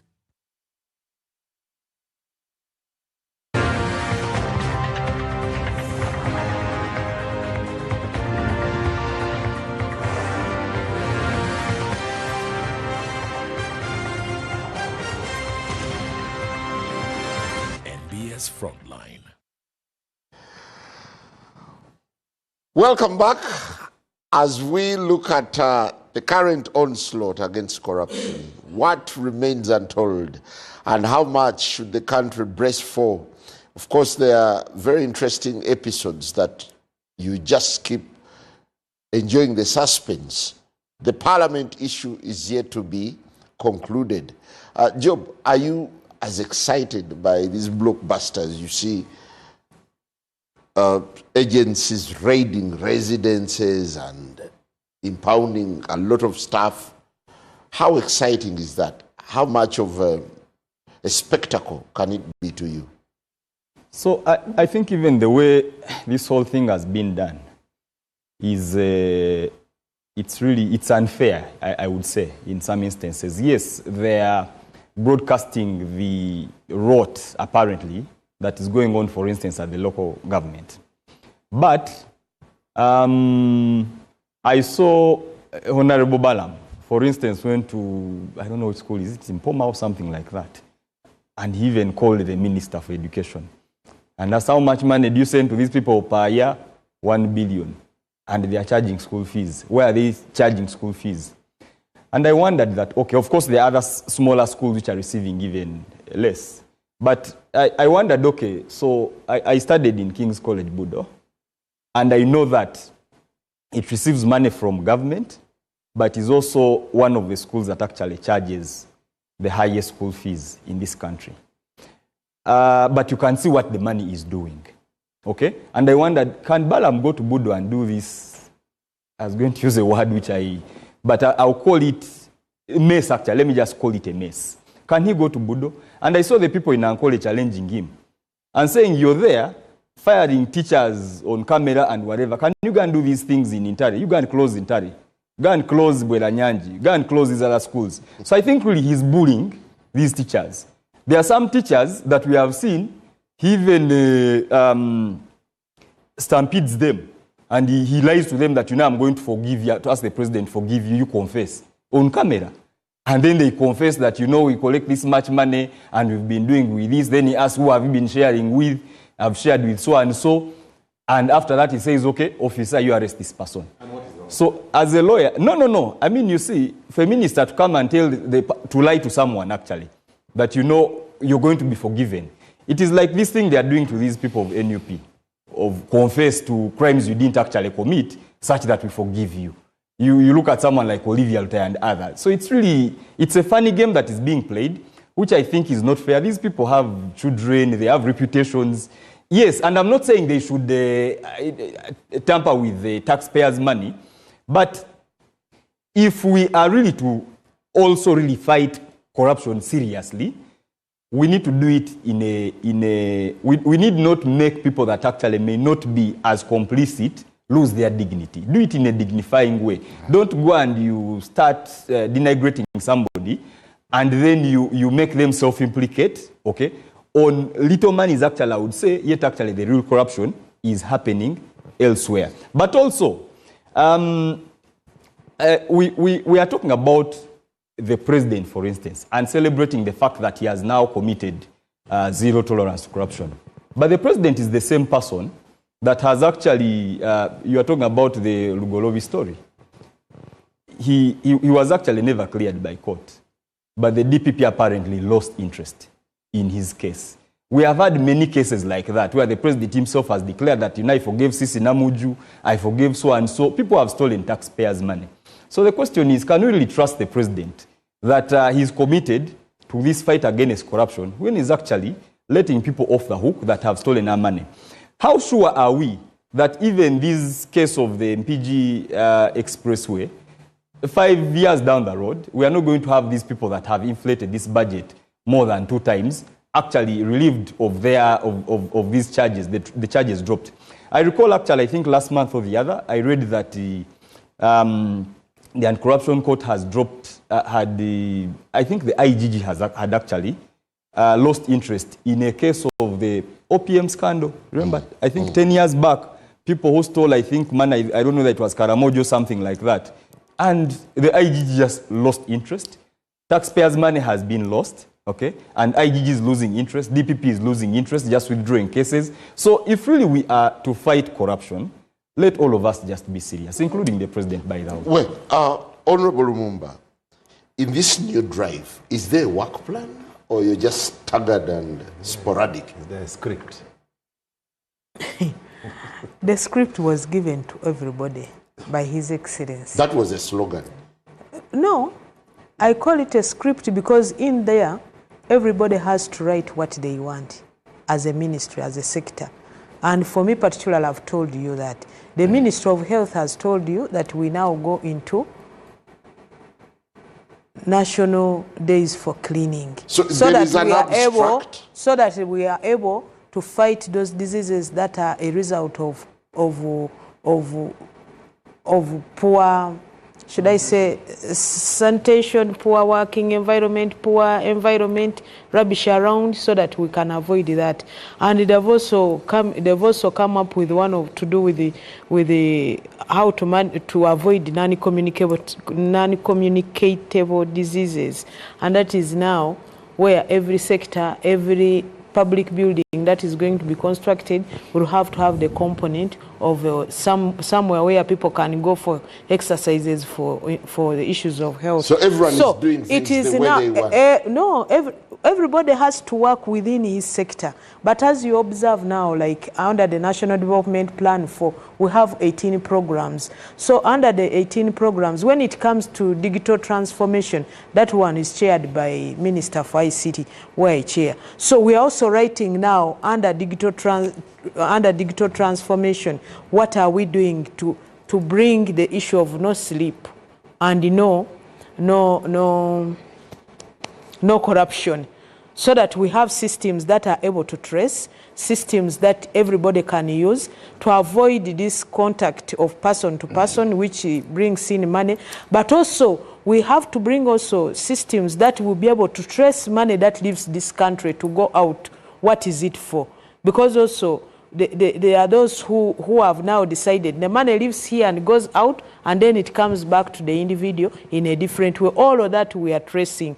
And also at the same time, we're also looking at how do we avoid, let me give an example, taking long to get reports. Like if we have a project, let's put that project in the system, and then we know at this after 1 month they are supposed to have achieved this. After this month they are supposed to have achieved this. So that is the best way we shall be able to track issues in terms of time, whether we are on track in terms of time, whether the resources are being utilized well, and also whether there is value for money, whether there is supervision, whether there is somebody in charge. I wanted to remind of another achievement. Of recent, you are paying back our loan and you pay to some companies. In the UK, it's money MJ. What you are not talked about those achievements. But those still were brought to light by government, and we are bringing out systems to also bring out that. Yeah. So that so if it is reminding you of those achievements. You're calling it an I hope you're not achievement, being but sarcastic. of course it is. Of course it is. Of course it is. But that's why they were able to trace, because of the system, and because it wasn't cash, and it is a system. It was traceable, and they got up to where it went, and the people who did it, the one who pressed the button, also was brought. Whoever managed the system and the process also was brought. They were brought to book. And the money? The money was, some of the money was recovered, some of it was not recovered. Honorable Dogoto, it's Chisanja Hakuna sleep. Do you feel the vibe already? President Museveni still believes in Uganda. He's refusing to age. He's encouraging. He chose Balaam. He even made a statement that Namere, her noise is good for local government. And the Balaam is cantankerous. Yes, and they have started working. I've also seen the Minister for Youth and Children Affairs, the doctor, the young lady. She was in a taxi. She's now doing the work of a traffic officer. She was in a taxi counting the people that they were overloaded. I think some of these people like Balaam, Namere, and that minister, they think Uganda is very small. So we need to institutionalize the fight against corruption. Now, where I would agree with the Honorable Minister, Justice Lumumba, we now have, I think, 16 million smartphones. That was the last time I checked the statistics. There are 20, we have phones in total 25 million. 25 million phones. And 18 million smartphones. Yeah. Yes. So, unlike when we are being taught in commerce, the characteristic of money should be scarce, should be portable, it should be divisible, I think we may have to go for e-money. In the next 15 years, I would pray that we don't see paper money. So that a police officer asking for bribe, you have to use mobile money. So the world should go in that direction. So those of you who are stealing, the money is becoming digital. You will need a bribe from me, digital. I saw that in Spain during COVID. It caught me there. You could have nothing to do with money. You have the phones you put on those machines. So probably that is the only hope. The Q code. Yeah, the codes and digital money. So we should digitalize money I'm glad there is a budget in Bank of Uganda campaigning for e-money.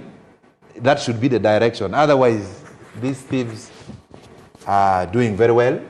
Okay. And now we have started catching the thieves when others are dry. They have stolen, they have stolen, they have stolen. They are now tired, they now want to stop. Now they want to catch others. People who are just starting are being surrounded. Honorable Otto, politically speaking, yeah.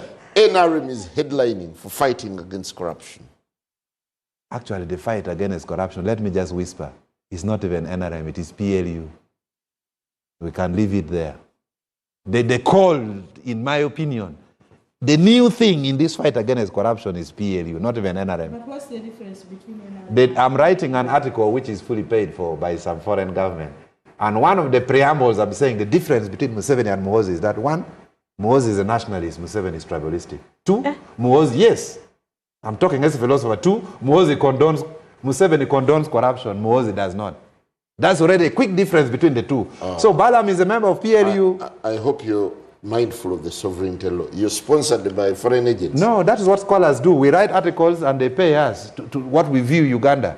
So if that push, that little bit of hand which was coming out of the bucket, that lion, if they could only concentrate on corruption and forget about the basement, we would all be happy.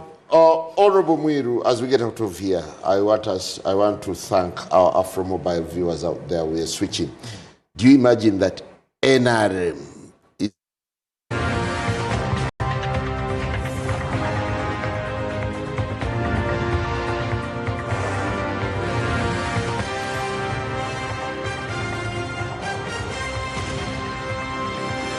NBS Frontline.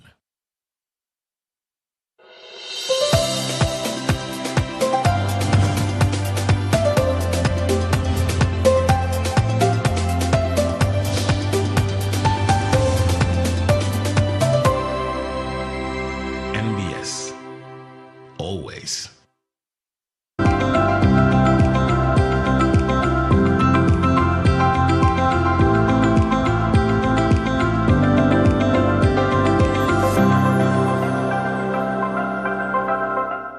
What if I told you your employer could be breaking the law simply because there is no breastfeeding facility at your workplace, or that dismissing you without fair hearing could come at a hefty cost? Uganda's new Employment Amendment Act 2026 is changing the rules of the workplace from workers' rights and severance pay to casual employment and workplace harassment. So what do these changes mean for employees, employers, and the business? Welcome to Business Perspective, where we will dissect it for you. I am Isabella Tugumen.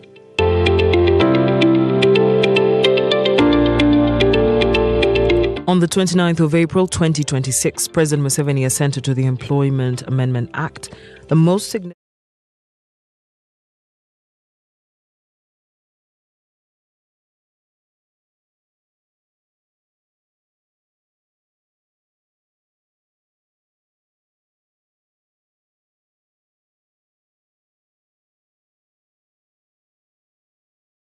All the effort to the extent that if someone, they know that Otto is dealing with this, nobody interferes. Njala is dealing with the other. The last thing is the will. Because like this, like we talk about these big contracts of roads, what you forget to say that President Museveni has been floating the procurement rules. I think that's what we need also to remember. That all these things, because he has been floating the procurement rules, and most of the big contracts here in the country, they're not for local companies. Therefore, the company they have been sourcing for him, which has been directed that actually they take up those contracts. All these big contracts, they become the procurement. Honorable Mwiru, you've been weaponizing corruption to taint government as bad, very corrupt. Now government is taking the lead. Doing what? In fighting. Where? Because I've told you as Honorable made it clear that actually the law as is creates accountability committees as part of the accountability cycle. Was Nandu to take it to prison by NUP or by government? Now this is what I want to tell you, that now Nandu, even stealing, as you said, is also a skill. Because all other thieves, return them are bad. because everybody knew that, you see, because when you purchase government goods, you take them on charge. Taking on charge that the supplier goes to the store, it delivers the goods there. These people were picking coupons and going to the manufacturer. You either take the actual cash or you take the mabat, and you fill the papers. But you see, the issue that I don't know, there's already the matter has been determined, but the detail we got, she did not. There was the window. Because Mabati was an offense of strict liability. You saw how the Minister of Finance said, I found them in my comb. I wonder why my sister didn't get any for. Because they were all over. And she was under her ministry. No, she's one of the. I worked with her for about 20 years. So at the end of the day, on Bwana Njala, we have no problem. That's why I told you, I support what Balam is doing because it's what we have been doing. What we want to see him do, go to the bigger offices, because the corrupt are known. The big contracts. You don't tell me that he's in Mulambuli. He's on a school of 600 million. But when we pass these loans, we know where the money has gone. For instance, now, let me tell you, did you know that there is a quarantine on importation of birds in the country? People are engaging in poultry. And for 2 years. And do you know what is happening? A handful of people, for them they're allowed to import. Yet when you import them, you come with a certificate of health on importation. Rwanda is allowed, Kenya is allowed. Now what the other people are doing, they import, take it to Kenya, sneak it to Uganda. Others import through the airport, the big ones. Oh, through Tanzania. And there's next one? Tanzania. Do you know about this or not? Yes, I know about it. She's in the business. I'm aware about it, and I'm one of the poultry farmers. The poultry farmer, but she also, actually, for me, I knew when one former MP got pension, put up the structures. Now, when he wanted to import, then he started calling me that, hello, please let the say something. I said, but you, man, you were in the parliament, and you are in the you allowed all this thing to take place. So why are you crying? But I realized that I had to be fair to him. I know that my sister, she's also a poultry farmer. She's being affected. I know that she's among those who are importing through on the black market. No, they are doing it. Others are doing at the airport. Others are not having an opportunity. So meaning that now that is also corruption. Just like now, the fish farmers also calling. They have been engaging in fish farmers. The president has been saying now in Impondo, the Chinese have taken over the market. They bring their fish from China and sell it in Impondo. They don't compete the Ugandans. The Chinese. They are bringing fish from China? From China. And selling at Impondo in Kasule.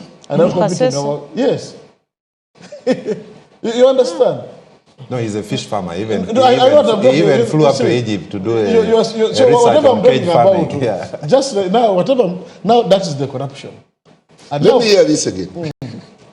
Are we eating Chinese fish now? Now, why they are doing in Impondo, they said it there at that market, they also take it to Congo, but they are out-competing our people. Now these things you cannot talk about, because when the Chinese now, they must have a corrupt officer who's allowed them to do that. Because I was telling someone in government to act. Then I was saying that, these things of these days, you got slow. You can touch a Chinese and then you have lost the job. I'm nearing retirement, so I don't know. Gentlemen and Honorable Lumumba, what a pleasure hosting you tonight. And definitely the conversation continues on all our socials. Honorable Lumumba, Minister for Information and National Guidance, thank you for coming. Honorable Otto, Honorable Mwiru, and Job, have a lovely night.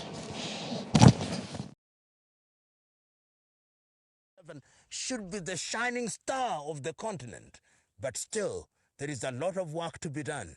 To be positive about it, there are lessons to be learned. It is our duty to learn those lessons, that when people are separated, it is never easy to bring them back again. It takes effort on the part of those who left and on the part of